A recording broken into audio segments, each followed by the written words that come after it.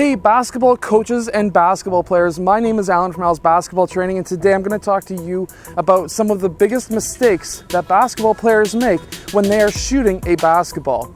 Now, shooting a basketball is not supposed to be super difficult. What I'm going to tell you right now is the less motions that you have in your shot, the better. It's the same as if you're going for a baseball shot, or you just don't want to have that many motions in your shot. You want to simplify your shooting form, and that's what we're going to do today. So number one, the biggest mistake that basketball players make is, first off, drifting in their shot. So that's just adding an extra, I would say, physics lesson when it comes to shooting a basketball. So in your shot, you want to go straight up and down. And I understand that there's players who like to do fadeaways. That's totally okay. Fadeaways are good.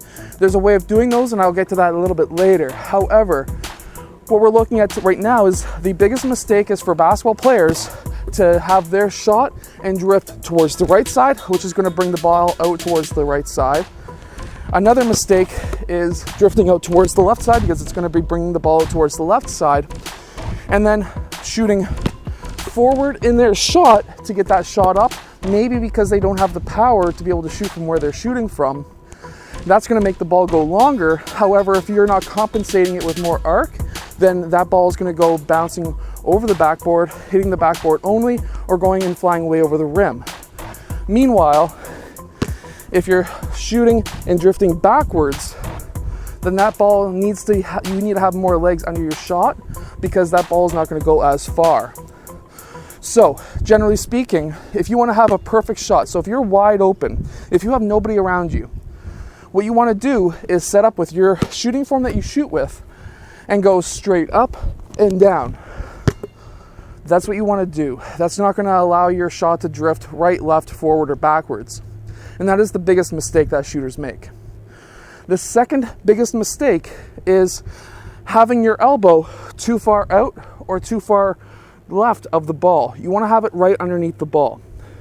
Now, why I say this is, think of it as crosshairs on a gun when you're sniping somebody, right?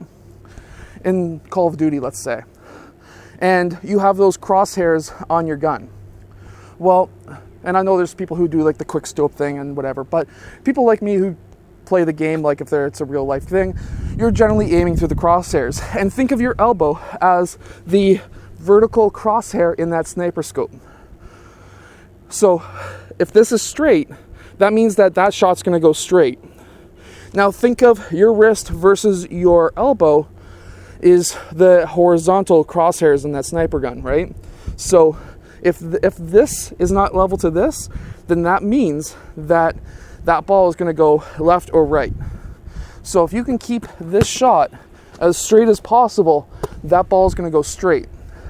Now, continuing up from the elbow up to the wrist, up to the finger.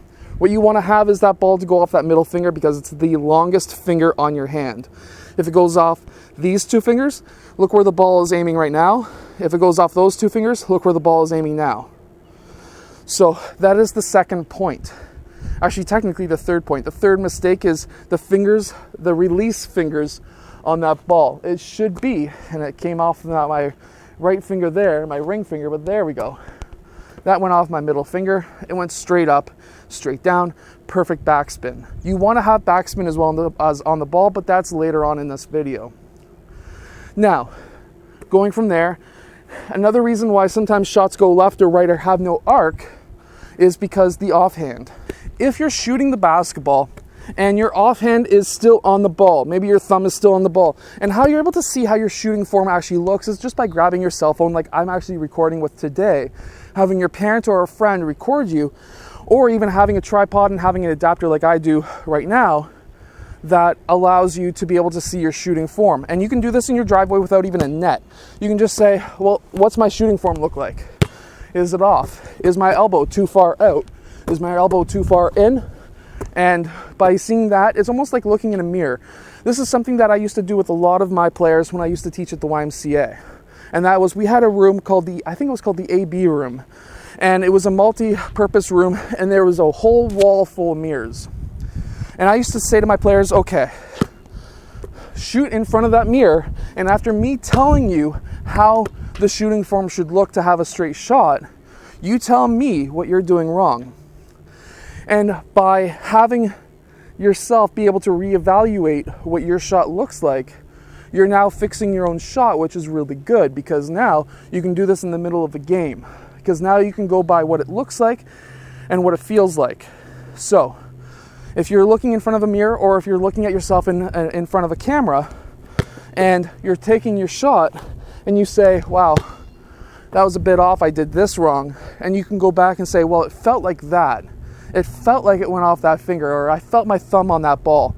Then you're able to go back and say, okay, so in a game, if I feel like it went off my pinky that time, then okay, I need to fix that. How do I fix that? And that is by getting it off that middle finger. And it's all by feel.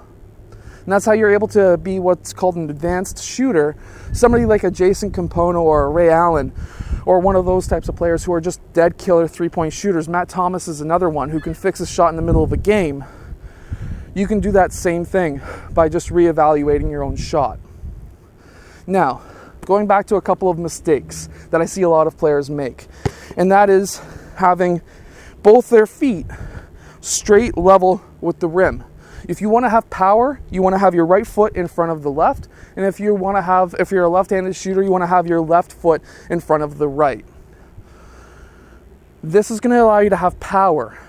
So, a lot of players, when they're at the three-point line, they'll jump forward to try and get the amount of power on that ball. You don't want to do that. You want to go straight up. And by going straight up, if you need the extra power, take that step in and then go straight up. Or to get extra power from the three-point line if you're younger, bend your legs a bit more. And by having your head over your toes, that's going to allow you to have more power on your shot. Now, another major mistake that a lot of players make is having follow-through. Follow-through is extremely important in basketball. Now, having follow-through is going to allow you to make sure that your shooting form is exactly straight and you're hitting all the points. So by the points, what I mean is being able to have your foot, right foot in front of the other, body facing the rim, having the ball and your feet or your head going over your toes, the ball coming up from here to there, and then releasing off of that middle finger, having the elbow underneath the ball. This is going to allow you to be able to have a extremely straight shot. And by having a straight shot is going to allow you to hit the rim and make sure that you can get the ball in. Now, really quickly, one of the best tips that I can give you, and I've preached this a few times, and that is if your shot is short, you need to have more legs. And if your shot is long, you need to have more arc on the ball. So this is one of the things that you can do by correcting yourself in game. And being able to correct yourself in game is very important. So being able to look at a mirror or look at yourself recording on a camera and seeing how to correct your own shot is extremely important. So that is one of the best tips that I can give you, and that is just to look at yourself in the mirror and look at yourself in a camera and see if your shot is straight. That is one of the things that I did with a lot of my players when I used to teach at the YMCA, and that is we had a big room and there was mirrors on the wall right across the whole gym or across the whole room. And I used to say, okay, after seeing my shooting form, what are the things that you can improve yourself? And they used to give their own input, and I used to say, okay, now if you're in the middle of a game and you feel like, hey, that ball is going off that pinky finger. It's going off towards the right side. It's going off that pinky finger. It's something that you can change in game. And then you can continue this through. So that's one of my biggest tips that I can give you. Now, before I wrap up this video, what I want to talk to you about is that fadeaway that I mentioned earlier on in this video. And now with a fadeaway, what you want to do is you want to catch that ball, you want to turn, and a lot of players, what they'll do is they will totally lean back and chuck up that ball. Now that's something that you don't want to do. What you want to have done is when you do that fadeaway, you want to jump off that rear foot and go straight up and have that front foot kick up. The reason why you want to jump off that rear foot is so that now you've got that power, but you're still going straight up in the air. And that is an extremely important point that I can give you. Going straight up in your shot is going to allow you to have a straight shot.